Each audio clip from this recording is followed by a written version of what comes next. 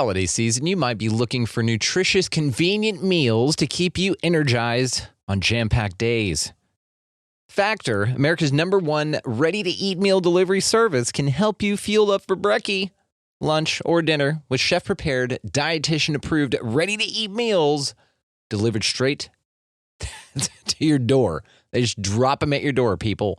You'll save time and eat well. You'll stay on track with your healthy lifestyle while taking all of your holiday to-dos in stride with good meals in the tum-tum. If you're too busy with all this stuff, these meals are easy to get done. They taste great. All you've got to do is head over to factormeals.com/expandingreality50 and use code expandingreality50 to get 50% off. That's code expandingreality50 at factormeals.com/expandingreality50 to get 50% off. A choice right now, between fear and love. It's just a rock. Out of the dark night of ignorance and into the shining light of truth. Expanding reality. A population of citizens capable of critical thinking. We don't see things as they are, we see them as we are. There's a level of reality where everything dissolves into an ocean of energy. We empower our experience by insisting on our authenticity. That's very profound. Very. Expanding reality. Welcome to Expanding Reality. I am your host, Brandon Thomas. On this episode, we have the director of the Ayahuasca Foundation, which will be linked in the show notes, ayahuascafoundation.org. It's located in Incos, Peru. He runs an entire retreat ceremony center down there, guys. He has the first only government-funded research published in the journal Frontiers in Psychiatry. He's got the Psychedelic Medical Association, he is phenomenal. He shows about his personal healing journey that happened with ayahuasca, the bioluminescent plant that they also integrate into these ceremonies, and most importantly, the dieta and the integration that he gets to, guys, is phenomenal. This is easily one of the greatest conversations I've ever had with anyone. How to find this show, guys, located down in the show notes, of course, expandingrealitypodcast.com. That's where the links to all socials, everything else. Also, we have some merch now down there, so go check out the t-shirts and stuff like that linked down there as well. So let's get to it, guys. Without any further ado, Carlos Tanner. Okay, ladies and gentlemen, an extremely special episode. We have Carlos Tanner of the Ayahuasca Foundation here to hang out with us today. You do some incredible stuff, man. You reached out via email. I was blown away by your story. I went and checked out your website, which of course I'll be linking in the show notes. So you guys just go down there and check him out. Carlos, for the audience of mine that's not too familiar with you, do you mind just telling us a little bit about yourself? Sure. Thanks for having me on this show, by the way. Yeah, my name is Carlos Tanner. I'm the director of the Ayahuasca Foundation. We're located in the Amazon rainforest outside of Iquitos, Peru, a nonprofit that's been operating for 12 years now. We do some interesting stuff. We offer ayahuasca retreats, which is now becoming pretty well known, but we also offer educational courses. So we just finished our 45th 8-week initiation course. We'll be starting our 46th course in 2 weeks. And so that's kind of a unique offering that we have. And now for the last 5 years, we've been hosting medical research that was funded by the British Medical Research Council. So it's the first ever government funded ayahuasca research, but it was also the first ever epigenetic research on a psychedelic. And the first study results were recently published in a journal called Frontiers in Psychiatry. And those results showed that there was actually an epigenetic change or a change in gene expression as a result of attending one of our retreats. And then there was an evaluation that kind of backed that up, that showed that symptoms of depression had significantly decreased as a result of attending the retreat, but also 6 months later with no treatment, the symptoms of depression had continued to decrease. And that coincided with the epigenetic expression being changed, or really a specific gene called sigmar-1 that's associated with the memory of traumatic experiences. And that was deactivated. So that could suggest that a person is cured, or at the very least, we demonstrated that there was long-lasting benefit from the treatment. So it's been super exciting. So we're doing, healing programs, educational programs, as well as doing research that demonstrates the efficacy of the plant medicine tradition in the Amazon. It's incredible. And the way that you talk about epigenetics, I mean, this is some Bruce H. Lipton stuff. This is some advanced black belt type psychological above genetics type stuff. This is transcending, generational timelines. This is you fixing things in your past, if you want to get woo-woo for it, and past lives. I mean, I've heard the expression that the ayahuasca ceremonies and the plant medicine grandmother ayahuasca is so beneficial that it's basically like 5 to 6 years of psychotherapy in about 3 to 6 hours. So the process of this is very hard on your body, but it demands a lot because it gives you a lot. That's one of the ways that I've heard plant medicines be referred to as well, but that's the thing. That's what it takes. But in venturing on this type of endeavor is something that has been beneficial for a lot of people, myself included, man. I'm not the same. Once you get it in your blood, grandmother ayahuasca, it's a spirit that stays with you. And I love everything about this. I think that this scientific approach that you've taken with this also marries with the benefits, and this is the next step for us. I think pharmaceuticals, this is the next step, is marrying things like this and all other concoctions. And you do something fascinating with the bioluminescent tree, which I'm sure we'll talk about. But the level at which your attention is on the benefits of this is what's so impressive with this, man. And you've got your own personal story about how it's benefited your life as well. Do you mind telling us about that? Sure. Yeah. So back in 2003, I was on paper a success story. I had graduated from the University of Massachusetts with a degree in graphic design.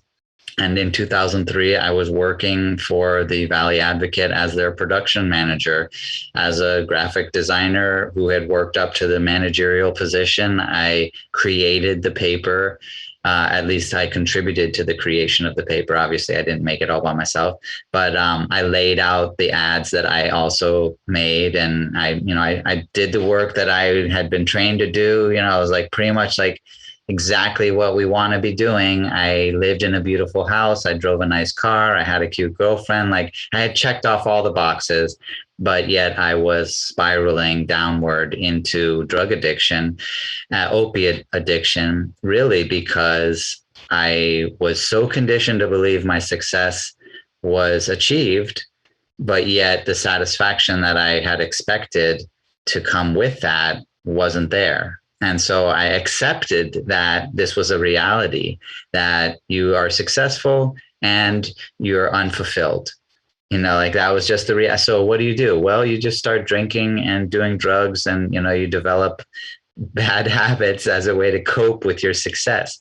Of course, there were elements before that. No one just like gets a good job and then ends up being a heroin addict. I had trauma from my life, from my childhood, and then that certainly was a contributing factor. But I didn't see it until I had reached the pinnacle of success. There was always some other excuse for why, I wasn't feeling good, or why I was depressed. Well, I just haven't gotten my career job yet. It's like this dead end job that I'm doing, or I haven't gotten my degree yet. So it's just like I'm dealing with all the stress of school. Like everything always had an answer until I was like, there's no other thing. There's no other thing. So I found myself deeply depressed, and using a numbing agent like heroin or any opiate I could get my hands on. And that really started to spiral my life downward, leading to me waking up in my car underwater because I had blacked out behind the wheel after drinking at a bar and doing drugs, and drove into a river. Luckily, the window was open in my car and I was able to survive that ordeal. And at that point, I made a declaration to myself and really to the universe that I would do something drastic to make a big change in my life, to save my life. And that for me was to go to the Amazon rainforest and to attend ayahuasca ceremonies led by an indigenous curandero, or a Peruvian. He wasn't actually indigenous. His name was Don Juan Tangoa. And that drastically changed my life, that's for sure. But during my time with Don Juan, he told me that it was my path to be a healer, that it was my life's destiny, and he invited me to be his student or his apprentice. So I accepted that offer because it was confirmed in my own personal experiences in those ayahuasca ceremonies. And in 2004, I moved in January 4th, 2004, I moved to the Amazon rainforest, and I moved into his house and lived with him for 4 years. I did, what you could call an apprenticeship with him. And when I finished those 4 years, and not that there was some sort of graduation ceremony or something, it just worked out that I met my wife and decided to move into my own place with her. And that's when I came up with the idea for the Ayahuasca Foundation, which we made a reality in 2009. I picture when you say going down there to do an apprenticeship that it's like a Harry Potter type of thing, because you are getting an advanced course in the mystic arts of some degree. And, I picture instead of them giving you like an owl or something like in that movie, they give you a Sapo frog, right? And this is like your little buddy that you hang out with, it's part of your graduation. What you said about being punished for your success. I think that there's so much to that, man. And as you're telling your story, you beat me to it, because it is part of your story that is the inevitable conclusion that you find our society in. The drinking, the opioids, the prescription drugs. I mean, these things are so prevalent, and it seems to be, like you said, like the pot of gold at the end of the rainbow. That's what you have to strive for and look forward to, is being so depressed because you're not living your true purpose, and you've been caught up in the trap, like all of us, man. I mean, we all go through this, of that you got the nuclear family thing, and that's great in some respects, and that resonates with some people, but I think especially your experience, and then the fact that you found out that you were supposed to be a healer and doing the work that you do now is a tremendous show to what the healer's journey actually is, because you've got to have something like a drive your car into a river, barely escape with your life, for people to look at and say, well, damn, at least I didn't do that. I didn't get that far. But my God, if this changed that man from the point of no return that he was at, then think of what it could do for me and my, issue with my neighbor or my issue with my mom or something like that, past traumas. So whenever you talk about that being your inevitable conclusion, do you think that was always meant to be part of your story? Or do you think that you have you ever been exposed to ayahuasca before any of that? Well, I thankfully started kind of investigating or becoming interested in shamanism when I went to college, it was shortly before going to college. I started dabbling in psychedelics in my senior year of high school.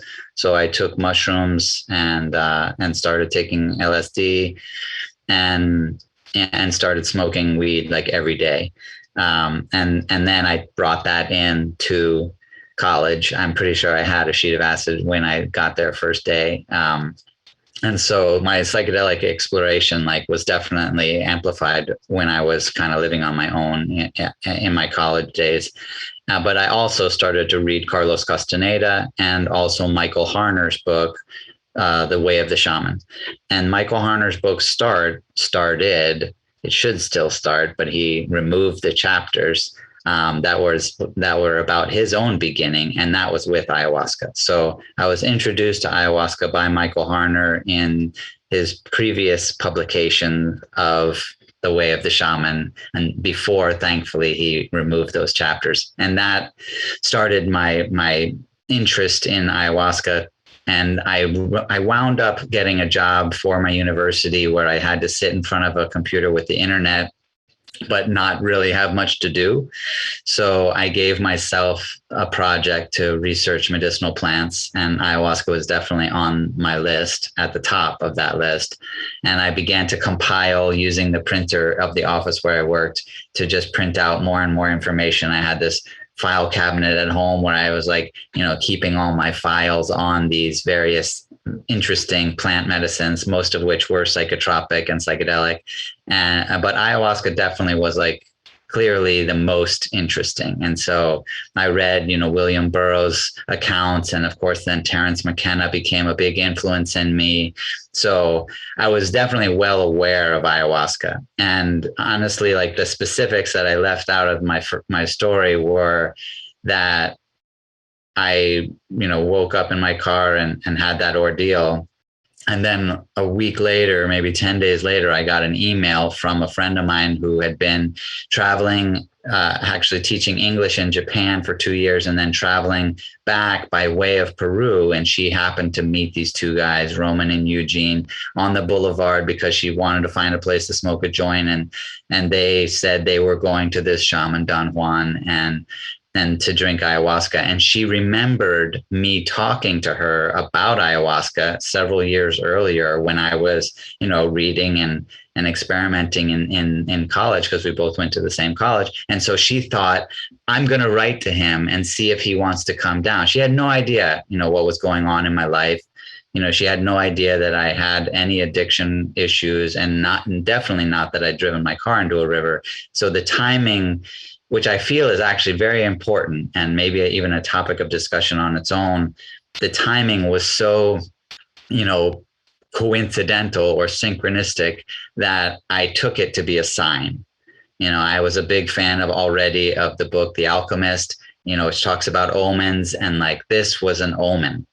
I had just made a declaration that I'm going to do something big and save my life. And then I get an email from someone I haven't seen in over 2 years saying, hey, I'm in the Amazon rainforest. I met these two guys that know a shaman, and do you want to come down and drink ayahuasca with me? Like, that doesn't happen. That never happens unless the universe is trying to send me a message. So when I got on the plane to fly down to Peru, I wasn't going to try ayahuasca. Like my perspective had already gained the faith I needed. And to me, I think that faith was what actually like activated the medicine in me and probably expressed my abilities as a healer to this curandero who pointed it out to me, because I had faith. I knew my life would be saved. This trip is going to change my life forever. I knew that. And you hear set and setting, like I had the ultimate set. I knew that my life would be drastically transformed for the better as a result of me doing this, to go to the Amazon to drink ayahuasca with this shaman. And it was. And I think that especially now, having seen, 2,000 people come through our center over the last 12 years, it's easy to see how much of a correlation there is with people's trust and faith in the outcome that has yet to be, and what that outcome actually ends up being. Does that make sense? Absolutely makes sense. And back to what you said about the universe leaving you these things and her being completely unaware of it, I'm reminded of The Matrix. Remember when it says, wake up, follow the white rabbit, and then that guy comes to get the program or whatever from Neo, and the girl invites him and then turns around, happens to have a tattoo of a white rabbit. Now that girl didn't sit there and say, I need to be here because this guy needs this sign. It just happened to be the sign that pushed him over the edge, even though she was unconscious to her role that she played in changing his life. And this is the same thing that happened with you, but you have eyes to see it, which is so important. And it's so personal. This whole experience that we live on this plane, whatever this realm is, it's very, very personal. And it works in ways just exactly like what you just described. And you put it beautifully, man. The way you articulated it was absolutely perfect. And the faith element to it is something that is a continuing theme with things like this, because they are life-changing. So tell me about your first time. What was that like? Oh man. I mean, you got to remember, this was 2003. Not many of us can maybe remember 2003, but ayahuasca was not well known.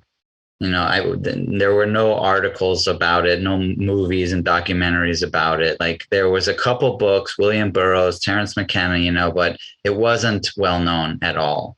And there were no retreat centers. This wasn't like a thing yet. And so while I had a contact, I had two people that were going to take me to this ceremony, they didn't provide me any information on how to prepare. They didn't tell me about any like counterindications or what the risks might be or how to optimize my experience. It was basically just meet me in Iquitos and I'll take you to this shaman. And I was a heroin addict. I was using drugs every day and no one told me I shouldn't. So I didn't bring heroin with me, but I got to Lima and quickly bought Valium. And, I got weed like within an hour of being in Peru. I found weed because, weed is always around the next corner. And so I was smoking weed and taking Valium on my way, so I don't remember specifically if I took it that morning of my first ceremony, but I definitely did the day before. And I definitely smoked weed that morning. I just don't remember if I did the Valium that morning. So I was polluted, to say the least, but I was like immediately polluted too. Not like, any drug addict's going to be polluted, but hopefully you can do your best to prepare for an experience. But no one had given me that preparation. So I wasn't eating any differently, and I certainly wasn't altering my lifestyle with regard to drugs. And that was very evident in my first ceremony. So I thankfully had a background in psychedelics. So I was fascinated by the depth of the visions, like just how crazy real this. I'd never seen anything like this before. This wasn't just swirling colors. This wasn't like a modification of what's actually there. This was like a whole nother dimension. Mm-hmm. And that was absolutely fascinating to me. But my physical self was destroyed that night. And so I threw up like 15 times. I crapped my pants. I actually took my pants off and threw my underwear into the jungle and put my pants back on. I was crying in the fetal position outside in the grass, like in the jungle. But I was still fascinated, there was still this level of I can't believe how real this stuff is, And again, that synchronicity that I mentioned played itself out in the most incredible way, which I had no idea. But in the ceremony was the chief of the Achuari tribe, because Don Juan lived with the Achuaris for several years and was a curandero and worked with their curanderos. And so the chief had come to him to ask for advice because a lot of the people in the tribe were getting sick. And when I say chief, I mean you didn't have to ask him, you just look at the guy. He was an indigenous chief. It was that kind of reality. And I didn't know. I'd never been to an ayahuasca ceremony. So I'm like, I guess that indigenous chiefs show up to ceremonies. And one, I definitely feel like that legitimized this shaman. I wasn't thinking that this is some show he puts on for tourists. This guy's not a tourist, that's for sure. And so that kind of gave me more faith that I'm in the right place with the right person. But also, while I was in the fetal position crying, saying, why did I want to do this? And I'll never do this again. I watched him come out of the ceremony, and there were no buckets, no, mattresses. That was like tourism style adaptations. And so I was outside because that's where you had to go if you wanted to throw up. There were no bathrooms either. So if you wanted to use a bathroom, you had to go outside somewhere.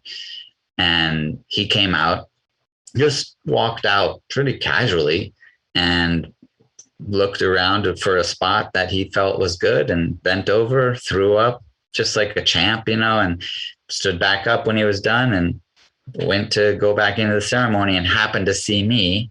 And I'm looking up at him, curled up in the fetal position. And he didn't speak Spanish. And not that I would have understood too much, but he just gave me the hand, with the wave of his hand, come back in. And man, he was such a presence, such a impressive human being. And I just immediately, it was yeah.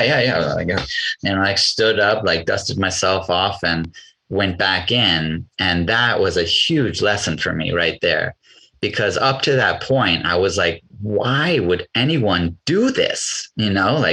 Why would anyone subject themselves to this torture? And now it was clear. It's not torture. Yeah. It's my torture. Yes. I brought this on because of what's going on with me personally. This isn't happening with the other people in this ceremony. And so now it's time for me to take a real good look at me and not project my experience out as if that's what ayahuasca does. This is what ayahuasca is doing to me because of what I am and who I am and what I've been doing. And so that really helped me to kind of put the perspective in the proper place where I'm looking at myself, and then also to recognize, which is what came from me looking at myself, that my fear was actually creating so much of this torture. You know, I was so scared, and clearly that guy wasn't scared. And so I want to be like that guy. And thankfully, I had a couple of days to decide and to process. And I decided I'm going to go back and do it again, but I'm not going to be afraid this time. And I went into the second ceremony with the phrase, I'm going to be a man. Tonight, I'm going to be a man. And I sat like him, like a chief in you know, and I like took mannerisms, but more importantly, when the first vision started to come, I just said straight to them, I'm not going to be afraid. And what had been demons in my perception the first time turned into angels the second time because of my response to them. And that is probably the most important lesson we could all learn in our lives, right? It's the deepest, I mean, because everything you said there was incredible, man. It's the deepest part of this because, it does feel like these are lessons that you need to learn, but that's all they are. They're not scary unless they need to be scary for you to learn that. They're not inviting and welcoming unless you call for that and have that intention for that to be the result. It shows you what you need to see. And that's one thing about grandmother ayahuasca that's very, very different from any other psychedelic. Is it's embodied the spirit of this plant. And you say this, you know, and I mean, we talk about this with psilocybin mushrooms as well, that it's kind of an entity, you know, it feels like its own thing. And it feels like grandmother ayahuasca is a spirit of the earth or from the earth.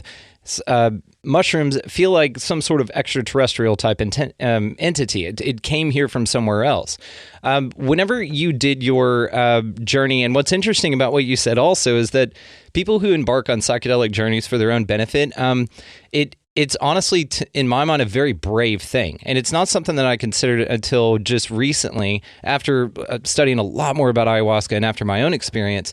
It takes a lot of balls to endeavor one of these experiences and to really heal from it, because there's no off switch. There's no parachute. You know, there's no way to bail out of the experience. You're there for the ride, and it's a hell of a ride. And it all, like you said, depends on your disposition. It depends on your intent going in. I love, though, that you found that chief to be such a presence, like you said, and then you embodied that for your second endeavor, and that's what made all the difference. That's what made the mental switch for you. It's the same entities, they just appear differently because that's what you demanded after a little bit of understanding. Let me ask you, whenever you came in and did this the first time, so you're with Don Juan, you're with these people, did they mention anything about setting an intention, about a dieta? It seems like you just walked right in. Were they, so how did that work? Because usually that's a requirement for it. I mean, or it's a suggestion, recommendation for you to get the most out of it. And I'm sure that you guys have similar requirements with dietas and making sure that you clean out a little bit before you undertake that experience. Why do you think that you were able just to walk in and drink without any preparation like that? Yeah, well, I love that question, and it has almost a comical story to it. But you know, if we could try to put ourselves into an indigenous culture and understand that the curandero or the shaman is the healer. Curandero might be the better word because it literally is a part of curar, like a cure or healer, and that's a term that's used in the Amazon rainforest. The curandero in every tribe is the doctor. And so if you're sick, you go to the doctor. Now, the doctor's not like, oh, you're sick? Start eating healthy for a couple of weeks, and after that, come and see me. Like, that wouldn't happen. You would just go straight to the doctor, and the doctor would give you ayahuasca or have an ayahuasca ceremony to diagnose you, to understand like what's going on. And that wouldn't happen with some preparation time. And so the idea of the dieta, or the diet, as I call it, because maybe we can talk about dieta later, and there is a big distinction for me between the two that I choose to use a different pronunciation to describe it. But the preparation, let's call it, is a part. It's an adaptation that we have found as a result of tourism. So tourists don't just get sick and hop on a plane the next day to their doctor, to the shaman. We might do that to our doctor. We call up the doctor, hey, I'm sick, I need to schedule an appointment. But in tourism, you make a plan. You're like, you know what, let's go in August, and it's 2 months away. So if you know that you've got 2 months, then why not do the best you can to make the most improvement? And then also, if you're in a community, like I was, putting out there in our imagination, you don't have a time limit. You're not going to your curandero saying, hey, I got to get back to, I only have 10 days. So let's try to wrap this up in the time I have. You live there. The curandero is a walk away. And so you're ready to do whatever it takes in terms of how much time it will take. And yeah, the curandero will most likely say, hey, I'm going to start giving you these plants while you're taking these remedies that I've prescribed to you.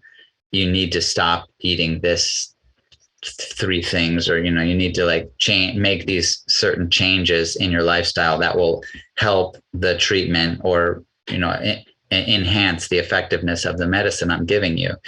So, that's still an important component. And it's from that component that we extrapolated the preparation diet. There is a reality based in the tradition, but it's not part of the tradition. So you have 2 components. One, a tourist has time, they're planning weeks ahead, if not months ahead. So take advantage of that time. And 2, they're actually on a limited time scale, though, because tourists typically don't just go forever. They go for a 2-week vacation, or maybe even just 1 week. And so they want to get the most out of that experience. And that, again, lends itself to, okay, well, try to set everything up the best you can so that the parts that you can't accomplish on your own can just be focused on, rather than dealing with some of the extra stuff that you could do right now. You know what I mean? And I haven't recommended, I know a lot of people that do this, and I know a lot of people that have facilities not like yours, but facilities that are trying to be like yours, that I haven't recommended for anyone, because I don't want somebody to go down there and have the, what do they call them, the gringo shaman experience, where somebody's sitting there on their phone the whole time. Or I've heard these horror stories of these people getting right into ceremony, fake shaman, like a white dude going down there with dreadlocks, just saying, oh, I'm a shaman, I can do this. And then people fall into that trap if they're not guided in the correct way. And then they have this experience where the guy takes all their money and just leaves them in the jungle, having during this experience, which would be a hell of an introduction to ayahuasca.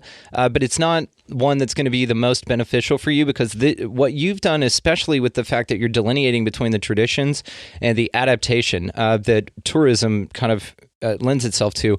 But I am definitely highly recommending your facility. All the ways, of course, guys, to find Carlos and the ayahuascafoundation.org will be linked down in the show notes, so please go check that thing out. Your website's phenomenal. The testimonials are great. You had Zac Efron came down there. That's pretty cool. That's a hard flex. Was he singing High School Musical songs in the middle of his experience? No. No?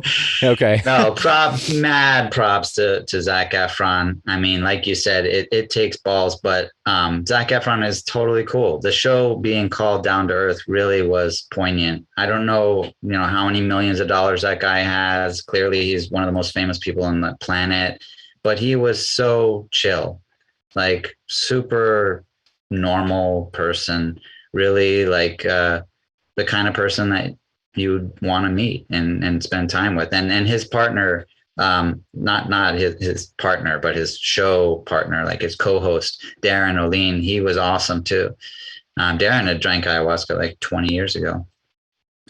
Got you. But they were both awesome. And really, I'd love to shout those guys out, because they did such a service for me to like kind of legitimize the work that we're doing there just by having it be seen by so many people. Yeah, absolutely. And again, your facility, man, your way of your tradition, your way of approaching this, your culture is what I'm so impressed with this and the work that you do. So tell us about the study that you're doing with and the benefits that's yielded. Yeah. So, I mean, I think there will be a clear theme running through this talk about synchronicity, because I mentioned Graham Hancock.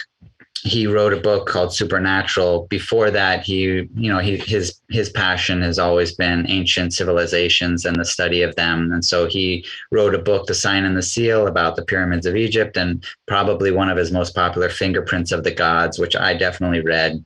Nice. And the sequel, Magicians of the Gods, is fantastic also. But he started doing tours of the pyramids of Egypt, and a person that I never would have met, but named Christian Moran, did that tour. He was a film student, and he was a big fan of Graham Hancock's work. During that tour, Graham started talking about ayahuasca, and that he was working on this new book, and that he'd been to the Amazon and he'd been drinking ayahuasca, and he was fascinated by it. And he thought that perhaps it was one of the roots of what we would call culture, or even civilization, but certainly like artistic expression. And that became a fascinating topic for this young man, Christian, and he contacted me because Graham Hancock's son had happened to meet me in Iquitos and had drank ayahuasca with me while I was living with Don Juan. And so Graham had recommended that Christian contact me for more information about ayahuasca. Christian came down and ended up shooting the film Ayahuasca Diary. It's his first film as a graduate of film school. And in that film, we managed to heal a person who had cancer, and in less than 3 weeks during the filming. And so it was so cool, right? Like to have a film with a guy with cancer and we heal him, and then he doesn't have cancer. It's now been, that film came out in 2008. It's been, 13 years, and he's still cancer free. And so long story short, Christian became the president of the Granttown Foundation, a charity organization based out of Ohio. And when he came to decide what this charity should donate to, he decided to contact me. And he proposed that this charity could give me the money to build a research center, and perhaps they could research ayahuasca plant medicine treatments and their efficacy. And so I accepted that offer and ended up using their donation to build what is now the Riosbo Ayahuasca Retreat and Research Center. But I was not a researcher or a doctor or a scientist. And yet here I am building a research center. And people would ask me, what are you going to do in the research center? Pretty simple question. And I would say, I really don't know. But I believe that this is the path that I'm supposed to take. And so ayahuasca will figure it out. And that played itself out in a doctor named Simon Ruffle, a psychiatrist from the National Health Services in the UK, met one of our facilitators while he was on a break in Costa Rica. And they met in a bar randomly. He started talking about ayahuasca, convinced Simon to come and do one of our retreats, which he did when I met him. And he was so blown away, not just with his own experience, but as a psychiatrist, to witness the transformation in the other participants, that he said to me, I would love to be able to do research on this. To which I replied, I'm building a research center right now, and in my mind, again, I was like, that's the sign, here it is. Like, if you build it, they will come. And here's the guy. And so he contacted a colleague of his, Nijanette Span, a psychologist from the NHS, and he came and did a program. And then he was blown away. The two of them decided, let's make a pilot study. They put it on their own credit cards, and they used our center and the participants that coming to our programs as the participants of their study. And that was enough to demonstrate just how much we needed to research this. And they convinced the British Medical Research Council to give them a grant to do the study. And then that study expanded outside of the pilot into the epigenetics, which was a huge benefit, like a really great idea on their part to do that.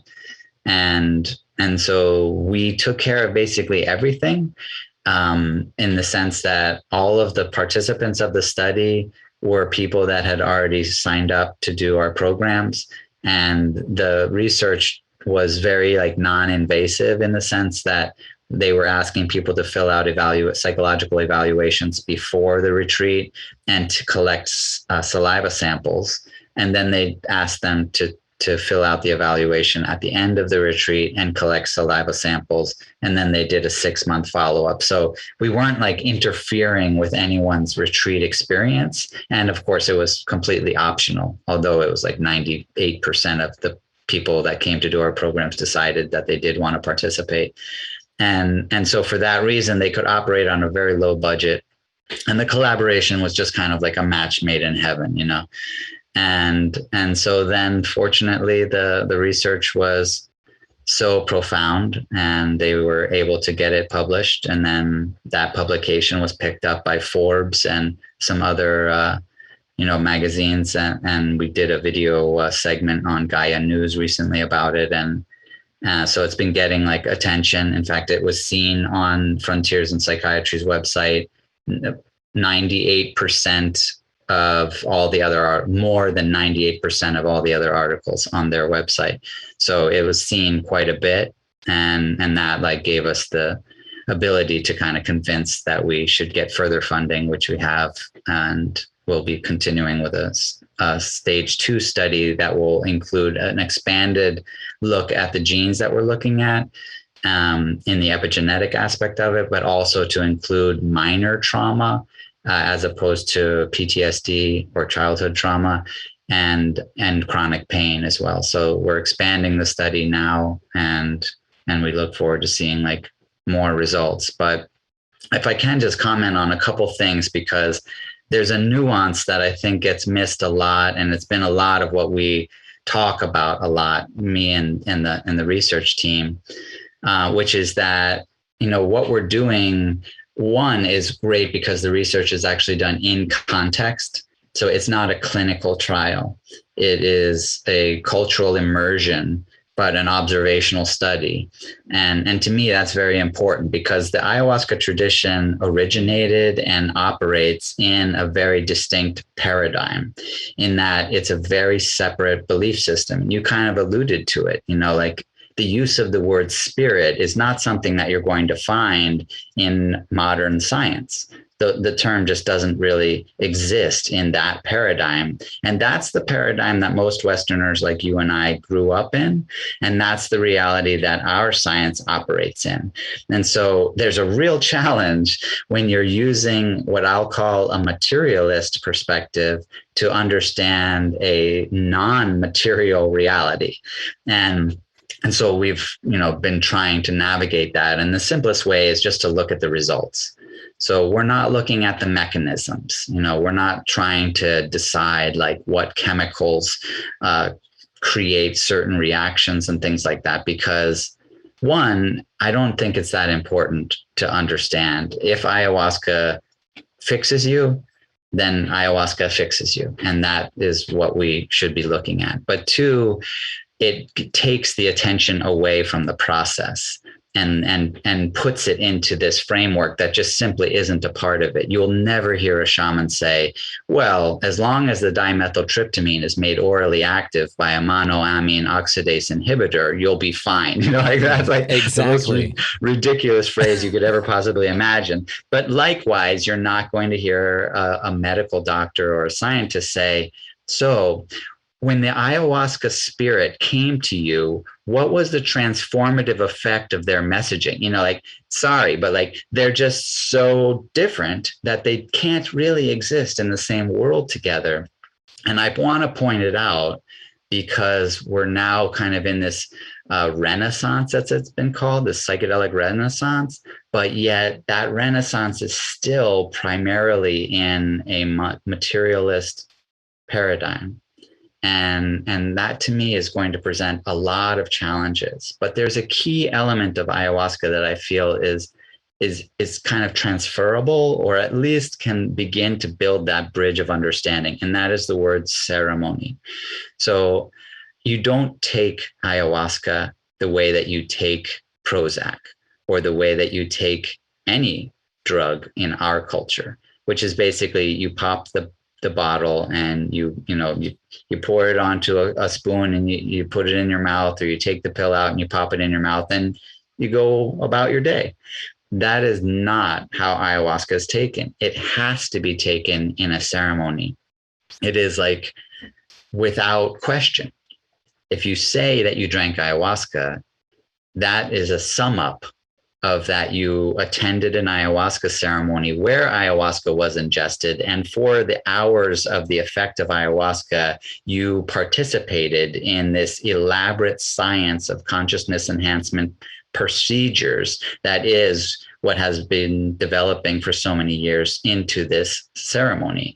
And that is, to me, incredibly important, especially if we're going to start seeing the use of psychedelic in therapy.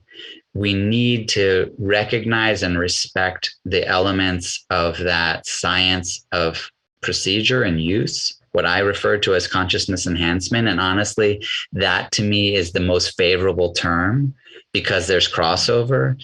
If I use a word like spirit, it's going to be lost in understanding. But consciousness enhancement seems to be like this great middle ground, where I have never heard anyone say, you believe in consciousness, like that, pretty well accepted, And so what the greatest gem that we have, I feel, to learn from by having these still intact indigenous cultures, which there aren't that many, but thankfully in the Amazon there are, is that we can learn how medicine can be used so that our consciousness interacts with the medicine and activates the medicine. I talked about it, like my faith activated the power of that medicine, and the transformation wasn't just the product of the medicine, even though I thank the medicine for it and I even attribute the transformation to the medicine. It was definitely a collaboration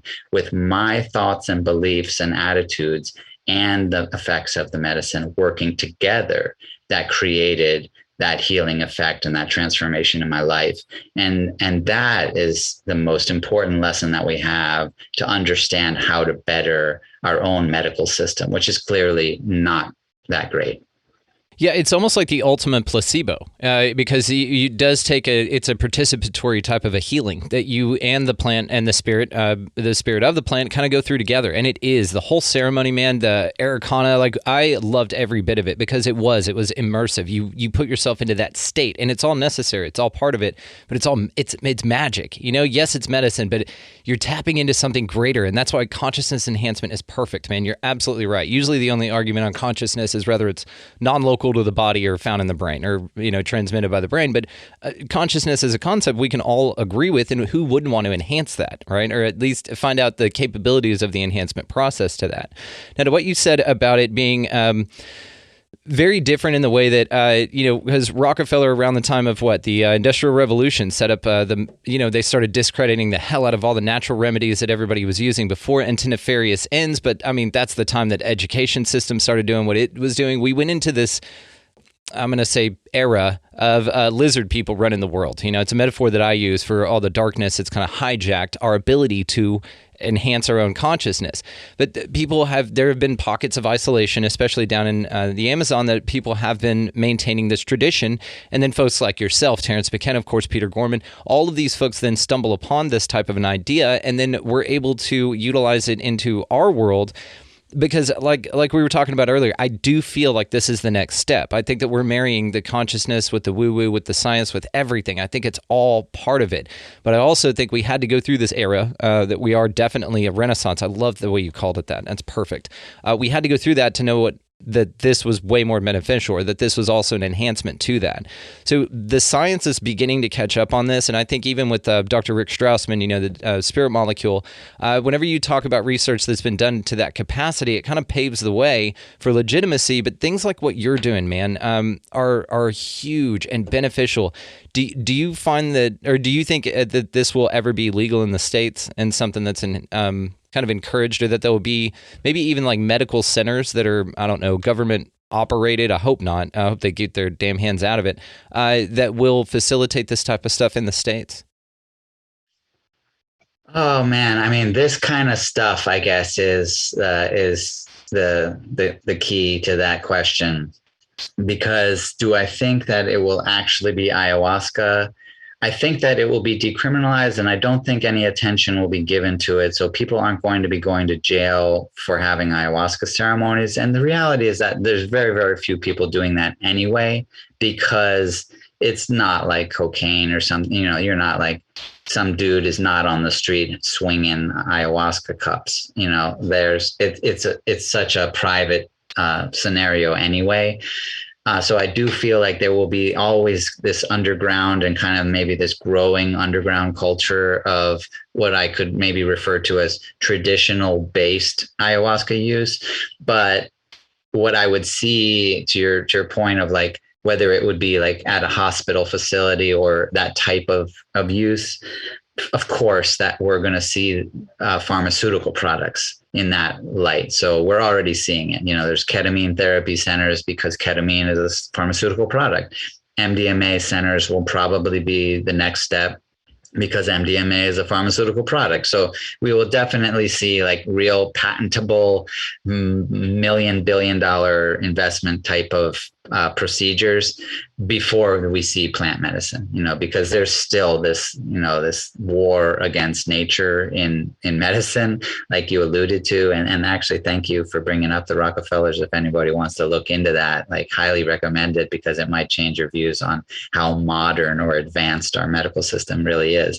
But yeah, one thing that you brought up that was like, the easiest example is that we know the term placebo effect. And if you ask pretty much anyone, what is the placebo effect? They'll tell you, oh yeah, that's when your mind heals you without any treatment or medication. But you think there is. And so you're kind of tricked into actually achieving real, documentable, verifiable, scientifically evidenced healing with nothing but your mind. And yet, we are not just looking 1000% at that. Wait, what? So let me get this straight. If I have the right setup, I don't need any medicine at all. I can just heal myself because my belief is so powerful that it will affect physiological changes and bring about my health. And we're not spending all of our funding to perfect this.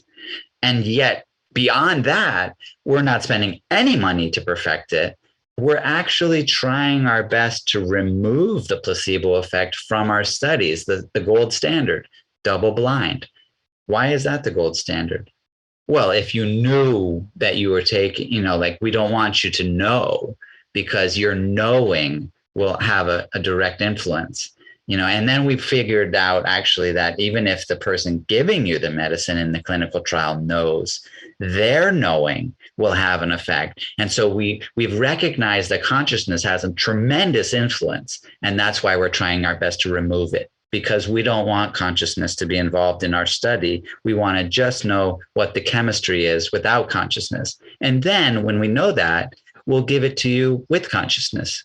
Like what? Like it's so like the most backward system I've ever heard. Why don't we acknowledge consciousness, respect the power it has, and devote all of our attention to figuring out how consciousness can work in our favor to the best degree that is possible? And guess what? That is what the ayahuasca tradition does.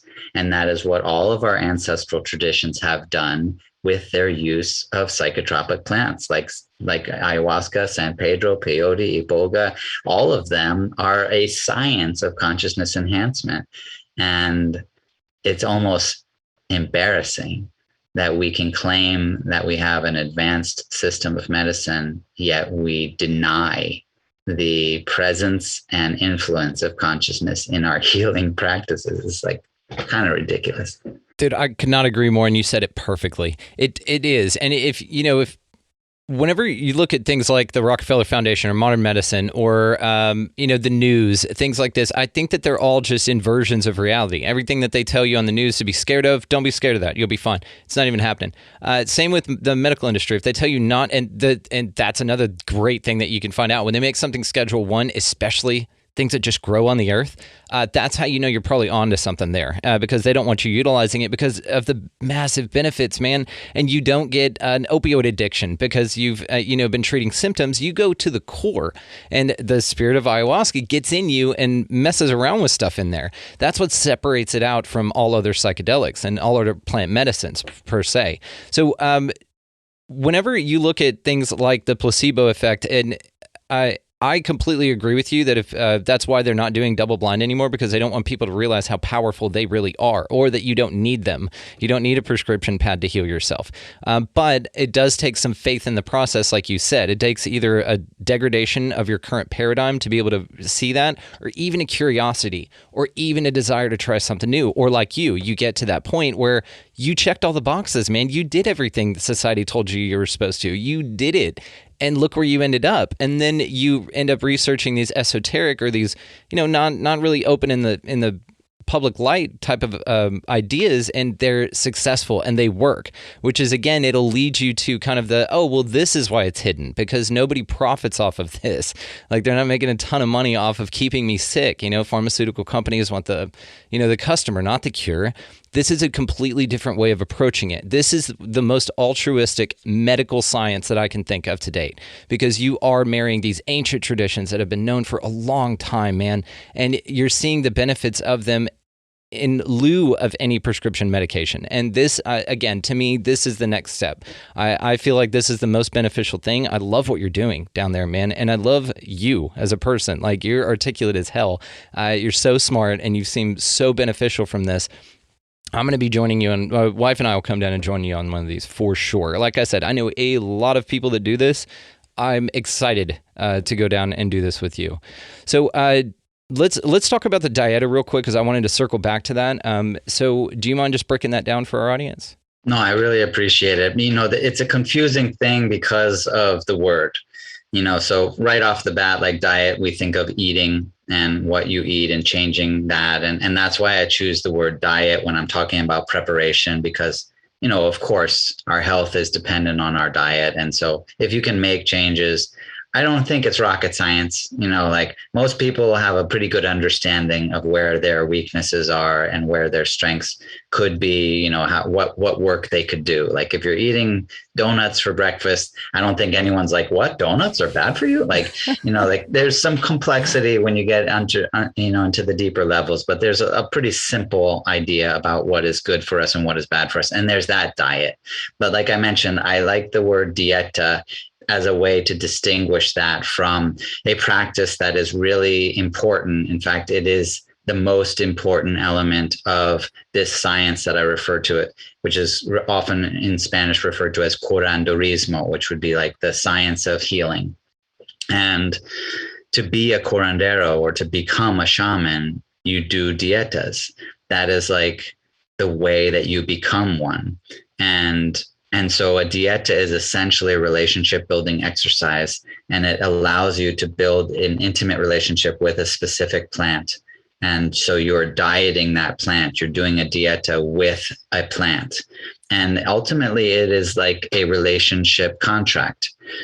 You have a declaration, and typically it is negotiated on your behalf by the person that would open the dieta for you.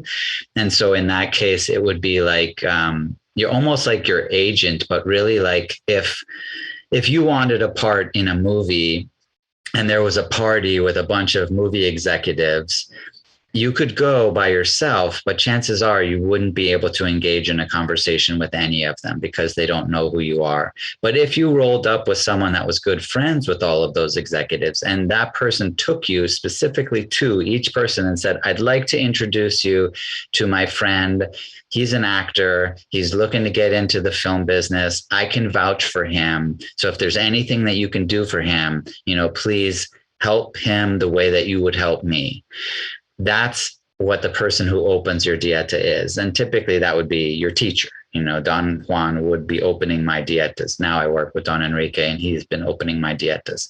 And so that is the negotiation there. They would negotiate the terms of the dieta. One key ingredient of that negotiation is how long you're going to do the dieta. And the other elements would be what type of sacrifices you will be making, or what you're going to be giving up in return for the benefits that they will provide, that the plant spirits will provide.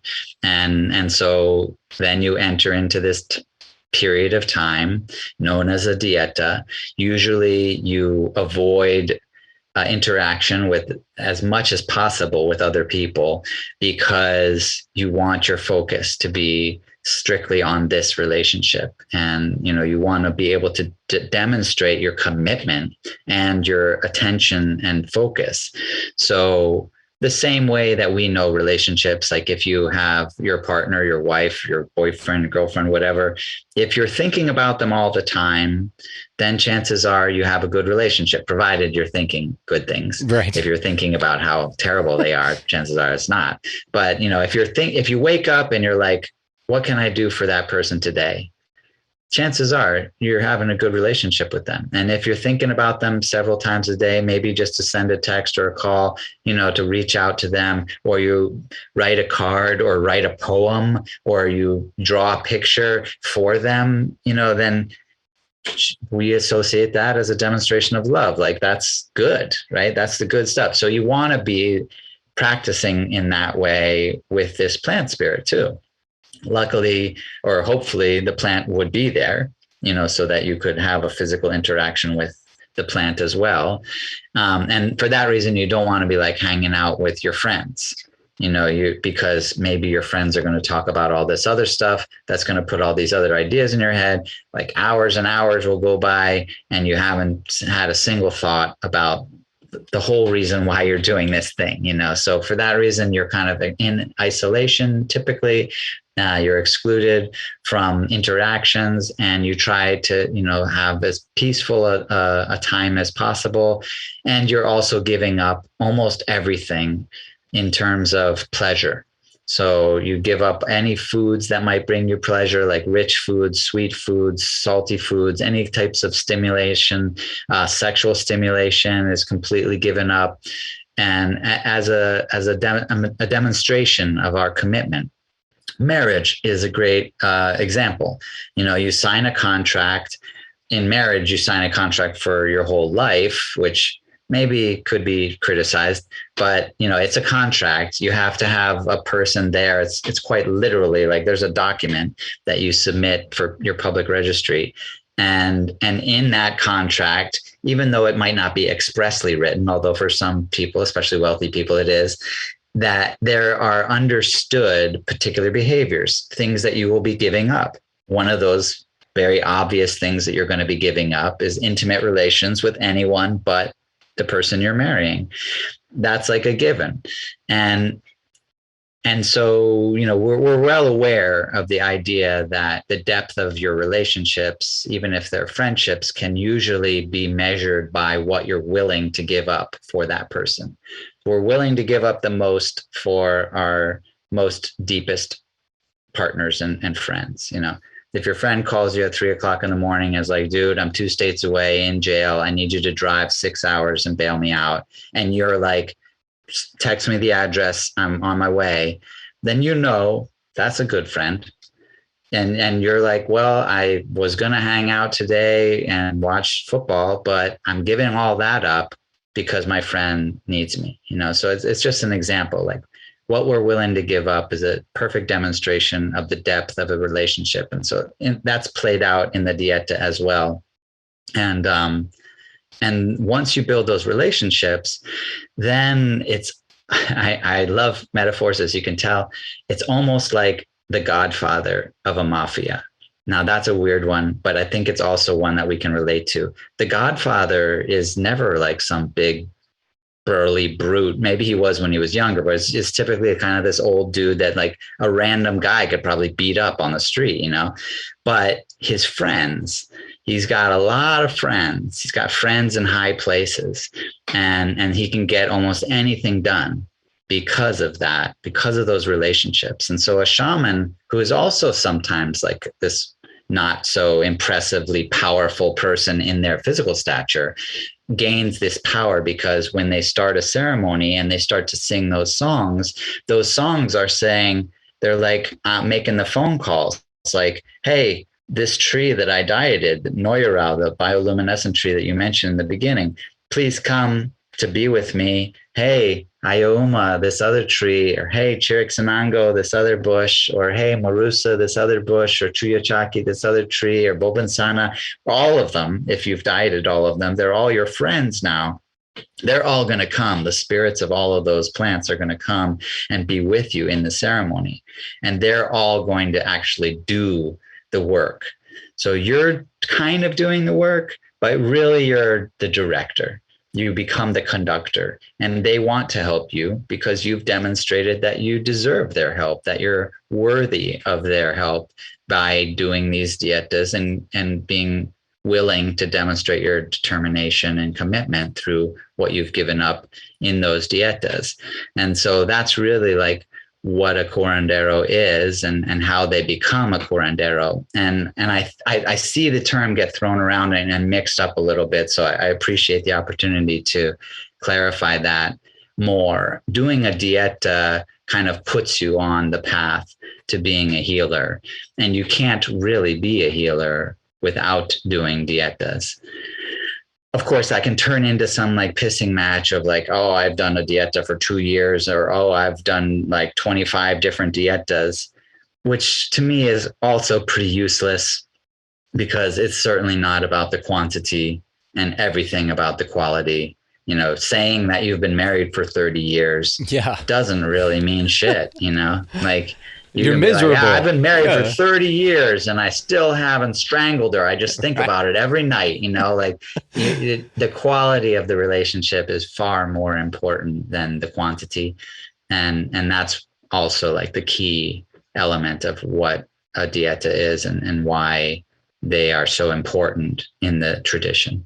Again, this is the last time I'll say it, I promise. But your way of going about this is what I'm so impressed with because of your understanding, because of your marrying of all of the ideas, and you really get this. So again, I don't recommend people to go do this. But I'm recommending you because I've been saving that recommendation for you. I definitely highly recommend just based on this conversation, but also researching your work as well. And what I love about this concept, especially undertaking this form of healing, is just what I'll put it, separate from what we've all been exposed to and grew up with. If you're hearing the sound of my voice, you probably, were given Tylenol and things like that to heal yourself. But there's not been the focus on the integration of mind, body, and spirit, which it's all necessary. You've got to incorporate everything. And this is what's also so fascinating about this tradition and about this, again, method of healing, is because it is very sacrificial in the way that you've got to come to some understandings with yourself that the system in which you were born into, which is not your fault, has been sabotaging your true health your entire life. And the way to do it is actually this way, or this is our way to do it that I've personally, like I said, found incredibly beneficial, and that they don't want you to know about that. So again, if you're kind of on that mental train of media's lying to you, Rockefeller's full of shit, then check out this because it resonates with you, if this resonates with you, which I have a feeling a lot of this audience definitely, man. And the way that you're putting this, the metaphors you're using are perfect. We're big fans of that on this show because it does gain so much clarity. You give us a vision of what you're articulating. Brother, I absolutely adore you, like as a person. I think that what you're doing is fantastic. I love your method and your understanding. Like you've just got this, in my mind, when you were describing the shaman for your first experience or your curandero, I picture you this way. You've got this resolve. You've got this energy about you that just seems to embody the most wonderful representative of this movement that I've met so far. I really do think that you can be trusted with these people to take this sort of healing into their own hands. Again, that's why I'm recommending the hell out of you, man. I'm just incredibly impressed, which is very hard to do, especially when it comes to this stuff, because it's very sacred to me personally, because having experienced it. And I don't want to send somebody to some, gringo shaman that is going to leave him in the jungle. So again, all the ways to find you will be linked in show notes. I could talk to you forever, but let's go ahead and cap it on this one. Did you have anything else that you'd like to wrap up with before we end? Oh, man. I mean, it's just such a deep topic. And I appreciate so much. And I would love to maybe do a round 2 of this at some point with you. But I do want to sum up something. And I hope that it's okay to do this because it might take a tiny bit of time. But, integration has become a buzzword now, which I'm so happy about. But I'm not sure how well it's understood.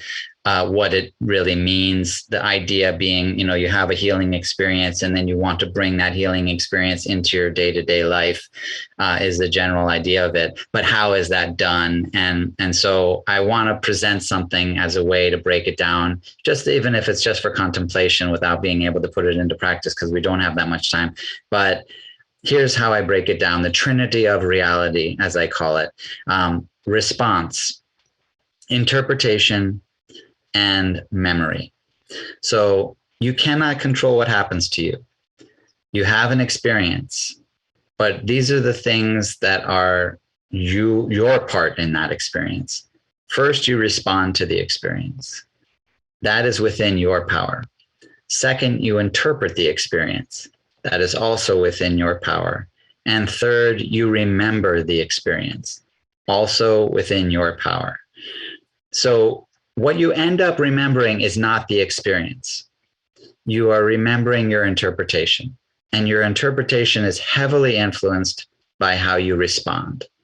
And that gives us tremendous power, because even if something happened 20 years ago, we can change our interpretation, which will change our memory. Damn. And when we describe our memory, we are saying it as if it's the truth. But we're actually referring to our interpretation, our true interpretation, but not the experience itself. And by changing our interpretation, we can literally change our past, which does change our reality. If I ask you what reality is, you will give me a collection of your memories as a response. If I ask you what your life is, you will give me a collection of your memories. And what you're actually doing is telling me how you've interpreted your experiences. And you can change how you've interpreted your experiences. And what ayahuasca helps us to do is to bring us out of this comfort zone of sensory perceptive ability that creates this novel experience that everything that we think about, everything that we look at is all new.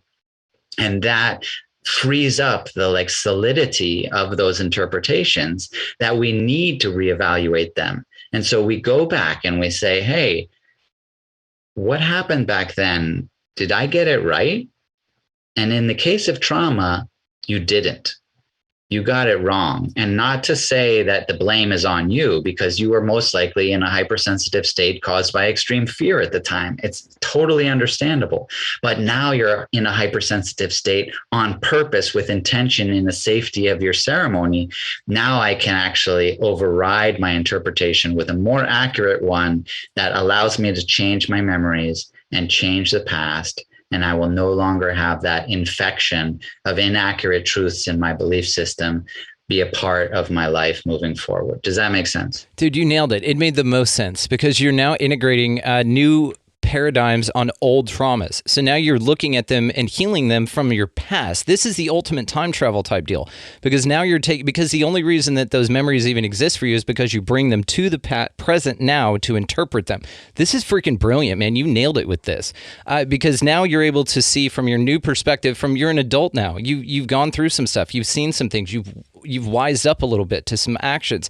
You know a little bit maybe more about your parents viewing them as an adult, and you can empathize with maybe the way you were treated as a child. And now you heal those things from this current paradigm. This is what shadow work is all about. This is the, looking into the past selves of you and finding those traumas. And this is what grandmother ayahuasca does for you. It rummages around inside you and sees what happens. It brings some stuff to light. And that's what the, vomiting or purging, of course, is what we're referring to.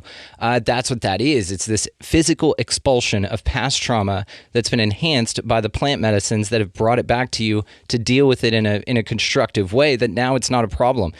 And there are so many subconscious things that we're affected by as adults that we don't even realize it. This is why I suggest, if it's right for you, it's right for you, but that everyone do at least one, because there are some things that you're going to figure out in there. And once it's in your blood, that's it. You carry this spirit with you as a spirit guide. So anybody that's with these types of ideas where they're big into spirit guides and manifestation, this is all part of it. This is an accentuation, which this is why it's so exciting that it's coming out during I'd say a great awakening or a spiritual renaissance, as you were saying, definitely a psychedelic renaissance that we've been going through since probably, the 80s? I mean, a little bit after Hoffman, but I think that it went more towards the party drug type stuff, the frat guys, but sororities aren't doing ayahuasca and hanging out, for keggers. This is a very personal type of a thing, but God, the integration of past memories, man, I love that. And I think that that's one of the most poignant things I've ever heard in my life, especially pertaining to this. Brilliant. Carlos, dude, unbelievable. Thanks, man. I appreciate it. Yeah, it all starts with our ability to respond. And I have a 7-year-old daughter. Actually, she turned 7 on Monday. And that's what I've been teaching her. Like, you have a superpower, and it's your ability to respond. Yep. And you make that decision. And if you ever look at a person's success story, nobody got to their success ending of their story without problems. It was that they responded to those problems. They responded to those challenges and those shitty experiences in a way that led to their success. And that is within all of our power. We have the ability to respond, and that is our true responsibility. Carlos Tanner, I cannot thank you enough, dude. This has been one of the most incredible conversations I've ever had. You are welcome anytime. Please come back. Your Soul Tribe, I cannot wait to get this out. This is such beneficial information, and I can't wait to come see you down there. You've left me a little bit speechless, which again is very hard to do because I'm very verbose. But man, I'm just processing all the information that you just said, and I'm incredibly impressed, and I'm grateful that we've had this experience. So now you've already altered my perception in the most positive way. So thank you. Beautiful, man. Thanks again for having me on. It was a pleasure. Easily the best representative for the movement that I have spoken to so far, as of yet. One of the most wisdom-filled, engaging people that have to do with the subject. His awareness of the traditions versus what happens now, the integration into your life is phenomenal. Like I said in the episode, guys, I don't recommend places to go down there because you can't really trust what you're sending people to go do. This is different. This is not that. Go check out the link in the show notes. Make sure to hit him up. If this resonates with you at all, this is the direction I would recommend that you take if my recommendation means anything to you. So definitely check Carlos out in the show notes. Again, guys, the music that you're hearing underneath all of this is my good buddy Vinny the Saint. He's a good friend of mine, makes some incredible music. Make sure you check out the links in the show notes down there for his music and all the ways to find him. Just go say hi. Vinny would love that. It'd make his day. So the show notes also contains the website information for this show in particular. So expandingrealitypodcast.com. You guys can go there. That's where links to all the socials are. Patreon, the merch for shirts are down there. So y'all make sure you go check out that. And go out into your week this week, guys. This is a beautiful, magical place. Like I said, if any of this resonates with you, please check the link below. It's not for nothing. There's a reason that this is hitting you the way that it does, and this didn't find you by accident. You called this into your life, and that's why you heard it. So go out into this beautiful place knowing that it's full of magic and knowing that there are so many options for you to heal yourself out here. And this is a great one, guys. This is, again, one that I would recommend over anything a pharmaceutical company could give you for sure. So go out again into this week and just be Nice to everybody, every animal that you come across. Buy somebody in line behind you a meal or a cup of coffee, a bottle of water. It doesn't take much, but it makes a massive, massive impact. While you're doing all that, of course, get out of that left-hand lane. Any litter you find, snatch that shit up off the ground and throw it away. And go out into this beautiful place, if nothing else. And y'all just be good to one another. Thank you so much for listening. We'll see you next time.